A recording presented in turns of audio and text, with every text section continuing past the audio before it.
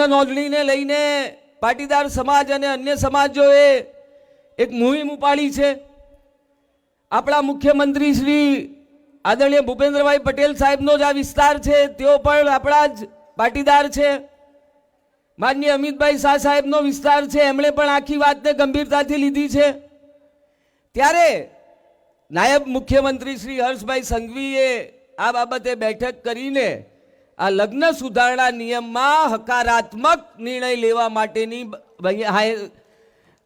હૈયાધારણ આપણને સૌને આપી છે અને આગામી સમયમાં આપણી દીકરી ભાગી ના જાય એવા માટેનો કડક કાયદો બનાવવા તરફ ગુજરાત સરકાર જ્યારે જતી હોય ત્યારે આપણે ભાજપ કોંગ્રેસને સાઈડમાં મૂકીને એક પાટીદાર તરીકે ગુજરાત સરકારને અભિનંદન આપવા પડે એ પણ આપણે સૌએ અહીંયા ધ્યાનમાં લેવું જોઈએ। સાથીઓ, આપણે સૌએ એક થવાની જરૂર છે। સમાજ એક હશે તો આપણને કોઈ અલગ નહીં પાડી શકે। સરદાર વલ્લભભાઈ પટેલ કહેતા કે કાળજુ સિંહનું રાખો અને ઘરની વાત ઘરમાં રાખો। પરંતુ આપણે આજે જોઈ રહ્યા છીએ કે આપણે વાડાઓમાં વહેંચાયેલા છીએ। આ વાડાઓમાં વહેંચાવાના બદલે આપણે સૌએ એક થઈને આપણી તાકાત બતાવવાની જરૂર છે। તમે જોયું હશે કે કોઈ અન્ય સમાજના યુવાન ઉપર અત્યાચાર થાય તો બધા જ લોકો પક્ષાપક્ષી કે બધું જ ભૂલીને ભેગા થઈને યુવાનની મદદે પહોંચી જતા હોય છે। પાટીદાર સમાજમાં આવું જવલ્લે જ થતા મેં જોયું છે।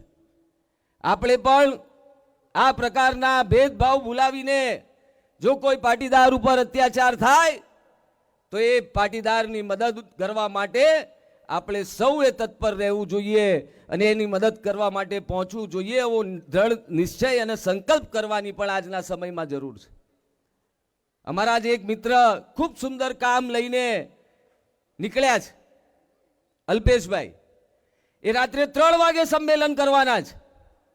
એમને વિશ્વાસ છે એમના સમાજના લોકો ઉપર કે એમના કહેવાથી 3 વાગે લોકો આવી જશે।